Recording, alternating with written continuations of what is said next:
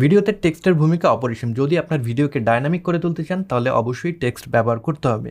এই লেসনে আমরা শিখব কোনো ভিডিওর অডিও থেকে অটোমেটিক্যালি কীভাবে আপনারা ট্রান্সক্রিপশন তৈরি করবেন, সেই ট্রান্সক্রিপশন ব্যবহার করে কীভাবে সাবটাইটেল বা ক্যাপশন তৈরি করবেন। এর সাথে সাথে আমরা শিখব ম্যানুয়ালি কীভাবে আমরা কোনো টেক্সটকে বসাবো অডিওর সাথে সিঙ্ক করে। লাস্টলি আমরা শিখব কীভাবে রোলিং টেক্সট তৈরি করা যায়।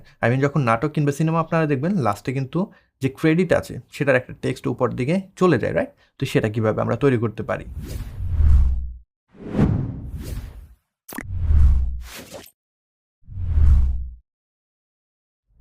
তো এখানে নতুন একটা প্রজেক্ট আমি তৈরি করে নিয়েছি, এই ভিডিওটা দেওয়া থাকবে। এটা থেকে আমরা আসলে পুরো কাজটা শিখবো। আমরা যদি এটাকে ক্লিক অ্যান্ড ড্র্যাগ করে নিয়ে আসি টাইমলাইনে, আমাদের সিকোয়েন্সটা তৈরি হয়ে গেল। এটা কিন্তু নর্মাল রেশিওর কোনো ভিডিও না, 16:9 না, কারণ এইটা হলো ইনস্টাগ্রাম পোস্টের জন্য তৈরি করা হয়েছে। তো ইনস্টাগ্রাম পোস্টে আমরা কিন্তু একটু লম্বা টাইপের ভিডিও ব্যবহার করি, ভার্টিক্যাল ভিডিও ব্যবহার করে থাকি, এবং এই ভিডিওটার নিচের দিকে দেখবেন একটু জায়গা আছে। তার মানে এখানে আমরা টেক্সট ব্যবহার করার জন্য জায়গাটা রেখেছি, যাতে করে মানুষ যখন স্ক্রল করছে, আমরা যখন মোবাইল ফোনে স্ক্রল করি সবসময় কিন্তু অডিওটাকে আমরা এনেবল করে রাখি না। রাস্তাঘাটে যখন থাকি কিংবা আমরা যখন অফিসে থাকি তখন দেখা যায় স্ক্রল করছি, জাস্ট ভিডিওটা দেখছি। সেই ক্ষেত্রে আপনার যদি টেক্সটটা এনেবল করা থাকে বা টেক্সট দেওয়া থাকে ভিডিওতে, তাহলে মানুষজন কিন্তু আপনার অডিওটা না শুনেও ভিডিওর টপিক কী বা কী বিষয়ে বলছেন সেই জিনিসটা বুঝতে পারে। এই কারণে অনেকেই আছে প্রেফার করে তাদের যে শর্টস আছে কিংবা ইনস্টাগ্রাম রিল আছে সেই ক্ষেত্রে ভিডিওর সাথে যাতে করে টেক্সট থাকে, সেই সকল ক্ষেত্রে আপনারা কিন্তু এই ফিচারগুলো ব্যবহার করতে পারেন। প্রথমে আমরা জানবো কীভাবে ম্যানুয়ালি আমরা টেক্সটকে অ্যাড করতে পারি অডিওর সাথে সিঙ্ক করে। সো আমরা যদি ভিডিওটাকে প্লেব্যাক করি, And a lot of men get stuck going, I don't know what the purpose is. I don't know what it is. And by doing that, you're just reinstalling that you don't know what it is. And what we say is what so এইখানে একটা audio আছে, what we say is what we see, it is, and what we you don't know what it is. And what we say is এই জিনিসটাকে আসলে আমরা manually text লিখে দেখাবো, right? know what it is. And what we say is what we see. And এখান থেকে শুরু হয়েছে। তার মানে হলো আমার পার্টিকুলার কোনো সেন্টেন্সে যদি এমফাসাইজ করতে চাই, সেটাকে আমরা যদি টেক্সট দিয়ে বোল্ড করে দেখাই, জিনিসটা কিন্তু মানুষের মনে ভালোভাবে দাগ কাটে। সে বুঝতে পারে যে ওই ওয়ার্ডটাকে কিংবা ওই সেন্টেন্সটাকে এমফাসাইজ করা হয়েছে। সো এখানে কোনো টেক্সট অ্যাড করার জন্য যেটা করতে হবে, আপনাদের এখানে টাইপ টুল যেটা আছে সেটাকে সিলেক্ট করতে হবে। দেন আপনি জাস্ট একটা ক্লিক করলেন, আমি লিখলাম এখানে হোয়াট, অ্যান্ড দেন আমি এটাকে সিলেক্ট করে চলে গেলাম আমাদের এসেনশিয়াল গ্রাফিক্স প্যানেলে। না খুঁজে পেলে উইন্ডোজ থেকে এসেনশিয়াল গ্রাফিক্স যেটা, এটাতে ক্লিক করবেন, তাহলে এই প্যানেলটা চলে আসবে। এখান থেকে আপনার পছন্দের একটা ফন্ট আপনারা দিয়ে দেবেন। আমি গোথাম ন্যারো ব্যবহার করছি। আমি সাইজটাকে একটু ইনক্রিজ করে দেবো, মেবি অনেক বড়, আর ফন্টটাকে আমি চেঞ্জ করে বেভাস দিয়ে দিই, রাইট? আর এটাকে ইনক্রিজ করে 400 আমি করে দিলাম। আপনি আরও ইনক্রিজ করতে চাইলে সিলেকশন টুলটাকে সিলেক্ট করে যদি ড্র্যাগ করেন তাহলে ফন্টটা আরও বড় হয়ে যাবে। এবার আমি চাচ্ছি এটাকে সেন্টার অ্যালাইন করতে, এই জায়গা থেকে ক্লিক করলে পরে সেন্টার অ্যালাইন হয়ে গেল। এবার অ্যাগেন ড্র্যাগ করে এটাকে মাঝখানে নিয়ে আসলাম। উপরে যদি যাই, এখানে দেখবো আমাদের আরেকটা অপশন আছে, হরাইজেন্টাল সেন্টার নামে একটা অপশন। এটা যদি ক্লিক করি হরাইজেন্টালি এটা সেন্টার হয়ে গেল। সো এখন যদি আমরা প্লে ব্যাক করি, what we say is what we see. তো এই পর্যন্ত হলো আমাদের টেক্সটটা দরকার হবে। আমি ছোট করে দিলাম এবং এটাকে এখন টুকরো করতে হবে, ভাঙতে হবে, এবং প্রত্যেকটা ওয়ার্ড বাই ওয়ার্ড আমরা এখানে লিখব। তো আমরা যদি এভাবে যাই, আপনারা দেখতে পাচ্ছেন আমি যখন স্ক্র্যাপ করছি একটা সাউন্ড হচ্ছে। যদি আপনার না হয়ে থাকে সেক্ষেত্রে Shift+S যদি প্রেস করেন তাহলে কিন্তু সেটা এনেবল বা ডিজেবল করতে পারবেন। এখন দেখছেন আমার সাউন্ড হচ্ছে না। আমি যখন মুভ করছি প্লেয়ারটা, যদি আমি সাউন্ড চাই স্ক্র্যাবিং সাউন্ড, Shift+S প্রেস করলাম, এখন কিন্তু স্ক্র্যাবিং সাউন্ডটা হচ্ছে, রাইট? তো আমরা এখানে দেখব কোন জায়গা থেকে শুরু হয়েছে। What we এখানে একটা কাট হবে আমার, এখান থেকে রেজার টুল নিয়ে নিলাম।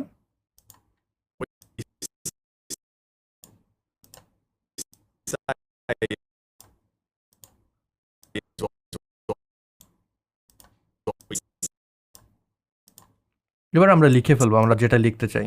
তো প্রথমে ছিল ওয়ার্ড, দেন ছিল উই, আমি এখানে ডাবল ক্লিক করে লিখলাম উই, দেন এখানে লিখলাম সেজ,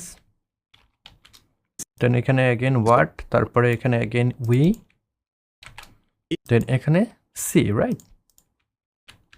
যদি প্লে ব্যাক করে দেখবো সিঙ্ক ঠিক আছে কিনা। what we say is what we see. What we say যদি is what we see. একটু অফ মনে হয়, আপনারা জাস্ট যদি স্লাইটলি অ্যাডজাস্ট করতে চান এভাবে ড্র্যাগ করে ছোট বা বড় করে দিতে পারেন আপনাদের What we টেক্সটের। say is what we see. তো দেখতে পেলেন পারফেক্টলি কিন্তু সিঙ্ক হয়ে গেছে। এবার এই ওয়ার্ডটাকে আমরা চাচ্ছি আরেকটু এমফাসাইজ করতে, আমরা যদি চাই এটার কালারটাকে চেঞ্জ করে দিতে পারি। ঢুকলাম এসেনশিয়াল গ্রাফিক্স প্যানেলে এবং এখান থেকে এটার কালারটাকে আমরা মেবি রেড টাইপের বা অরেঞ্জ টাইপের কোনো কিছু একটা দিয়ে দিলাম, মেবি দিস কালার।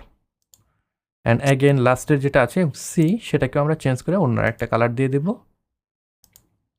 এখান থেকে আমি এই কালারটা দিয়ে দিলাম। পারফেক্ট। আমরা যদি প্লেব্যাক What করি, we say is what we see. এবার কিন্তু ইজিলি আমার যারা ভিউয়ার আছে তারা বুঝতে পারবে আমি ওই সেন্টেন্সটাকে এমফাসাইজ করেছি, রাইট?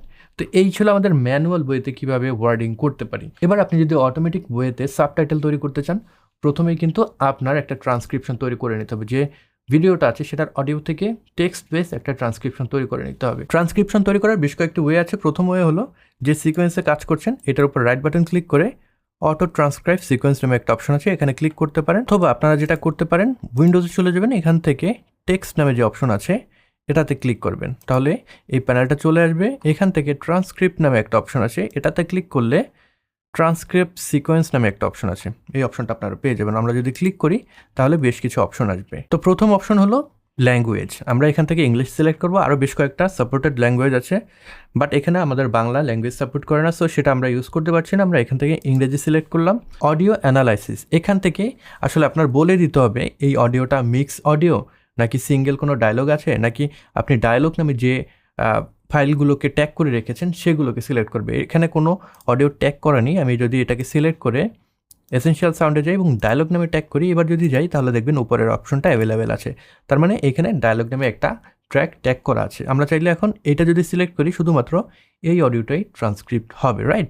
তো আমরা এখান থেকে অডিও অন ট্র্যাক এটাকে সিলেক্ট করলাম এবং এখান থেকে অডিও 1, যেহেতু আমাদের 1 নাম্বার চ্যানেল, আমি অডিও 1টা সিলেক্ট করলাম।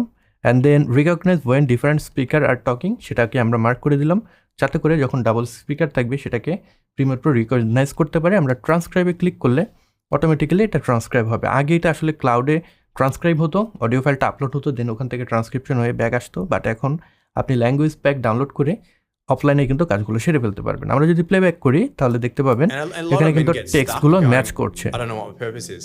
I don't know what it is. And by doing that, most of the time Premiere Pro মোটামুটি ঠিকঠাক কাজেই করে, তবে কোনো যদি ভুল থাকে এখান থেকে আপনারা কারেকশন করে নিতে পারবেন।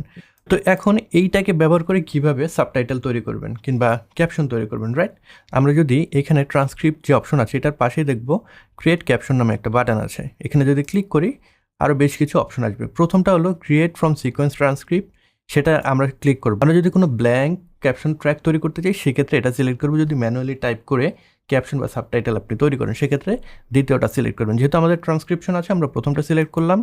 দেন ক্যাপশন প্রিসেট, এখান থেকে সাবটাইটেল ডিফল্ট যেটা আছে সেটাই আমরা সিলেক্ট করব। দেন ফরম্যাট, এখান থেকে আমরা সাবটাইটেল সিলেক্ট করব। এখানে বেশ কয়েকটা রিজনের জন্য অনেকগুলো অপশন আছে, আমাদের জন্য সাবটাইটেল ঠিকঠাক আছে। দেন স্টাইল থেকে, যেহেতু কোনো স্টাইল এখনও তৈরি করিনি, কোনো অপশন এখানে নেই।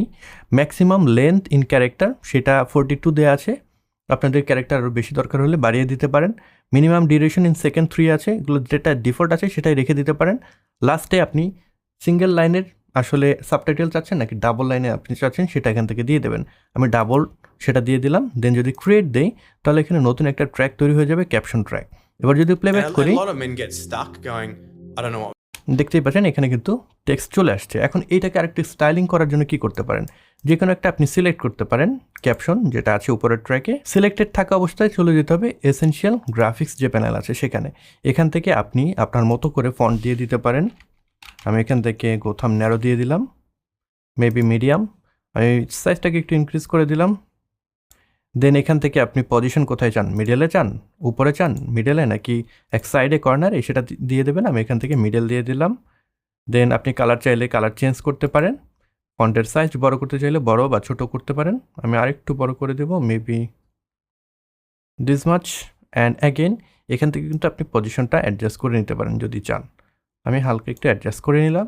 তো ঠিকঠাক যখন থাকবে তখন আপনি এটাকে আসলে স্টাইল হিসেবে একটা সেভ করে দিতে পারেন। আমি এটাকে জেমস নামে সেভ করে দিলাম, যাতে করে আমরা পরবর্তী সময় স্টাইলটাকে ব্যবহার করতে পারি। এবার যদি আমরা A প্লেব্যাক lot দিই, of men get stuck going, I don't know what the purpose is. I don't know what it is. And by doing that, you're just reinstalling that you don't know what it is. And what we say is what we see. And if we're saying that, তো এইভাবে কিন্তু আমরা যে caption বা subtitle তৈরি করে ফেলতে পারি। এখন আপনি যদি চান এইটাকে এক্সপোর্টও কিন্তু করতে পারবেন। সাপোজ অনেক সময় দরকার হয় আপনার এই ভিডিওটা আপনি ইউটিউবে আপলোড করছেন, সেক্ষেত্রে এখান থেকে এক্সপোর্ট টু এসআরটি ফাইল, এই এসআরটি ফাইলটা ইউটিউবে কিন্তু আপলোড করে দিলে আপনার এখান থেকে যে ক্যাপশন আছে সেটা ইউটিউব নিয়ে নেবে। তো এইভাবে আপনারা এখান থেকে এক্সপোর্টও করতে পারেন এসআরটি বা টেক্সট ফাইল। লাস্টলি আমরা দেখব কিভাবে রোলিং টেক্সট তৈরি করা যায়। নাটক, সিনেমা, শর্ট ফিল্ম ইত্যাদিতে দেখবেন লাস্টে ক্রেডিট যায়, সেই ক্রেডিটটা কিভাবে তৈরি করা যায়। তো আপনারা এই ভিডিওতে যদি অ্যাড করতে চান লাস্টের দিকে চলে যাবেন, অ্যাগেন টাইপ টুল নিতে হবে, এখান থেকে টাইপ টুল সিলেক্ট করলাম এবং ক্লিক করব আমরা আমাদের যে প্রোগ্রাম প্যানেল আছে এইখানে আপনি যে ক্রেডিট লিখতে চান সেটাকে লিখতে হবে। আমরা কিছু ক্রেডিট এখানে আসলে নিয়ে রেখেছি, এটাকেই কপি করলাম। দেন আমরা যদি এখানে চাই পেস্ট করে দিতে পারি, চলে আসলো। সবগুলোকে সিলেক্ট করার জন্য Ctrl+A প্রেস করলাম। এখান থেকে এসেনশিয়াল গ্রাফিক্স প্যানেল থেকে আমরা এটার সাইজটাকে ছোট করে দেব। ফন্টটাকে যদি চেঞ্জ করতে চান চেঞ্জ করে দিতে পারেন। আমি এখান থেকে গোথাম ন্যারো যেটা আছে সেটা দিয়ে দিলাম, অ্যান্ড দেন আরও ছোট করে দিলাম এটার সাইজ। দেন এটাকে সেন্টার অ্যালাইন করে দিলাম, আর একটু বড় করে দেওয়া যায়। এখান থেকে আমরা এটাকে হরাইজন্টালি সেন্টার করে দিলাম, দেন আর একটু বড় করলাম, ভার্টিক্যালি হরাইজন্টালি সেন্টার করে দিলাম। এই ছিল মূলত আমাদের টেক্সট, রাইট? তো এখন এটাকে রোলিং করার জন্য কি করা যায়? আপনার এসেনশিয়াল গ্রাফিক্স প্যানেলে রোলিংয়ের কোনো অপশন খুঁজে পাবেন না। যেটা করবেন, টাইম লাইনে বাইরে একটা ক্লিক করবেন, এবার টেক্সটটাই যদি ক্লিক করেন তাহলে এসেনশিয়াল গ্রাফিক্স প্যানেলে এরকম একটা অপশন পাবেন। এইখানে দেখবেন রোল নামে একটা অপশন আছে। এই রোলে যদি আপনি ক্লিক করেন তাহলে কিন্তু এটা রোলিং টেক্সট হয়ে গেল। আমরা যদি প্লেব্যাক করি দেখবেন খুব দ্রুততার সাথে উঠে যাচ্ছে। স্পিডটা তো কমাতে হবে, রাইট? স্পিড কমানোর জন্য জাস্ট এই টেক্সটের যে লেয়ার আছে এটার ডিউরেশনটা বড় করে দেন, এবারে প্লেব্যাক দেন, দেখবেন অনেক স্লোলি কিন্তু এটা উঠে যাচ্ছে। আরও কমাতে চাইলে এটাকে আরও স্লো করে দিতে পারেন। আপনার টেস্ট অনুযায়ী এটাকে আপনি স্লো করে দিলেন, রাইট? এবার আপনি এখানে আরও বেশ কিছু অপশন পেয়ে যাবেন।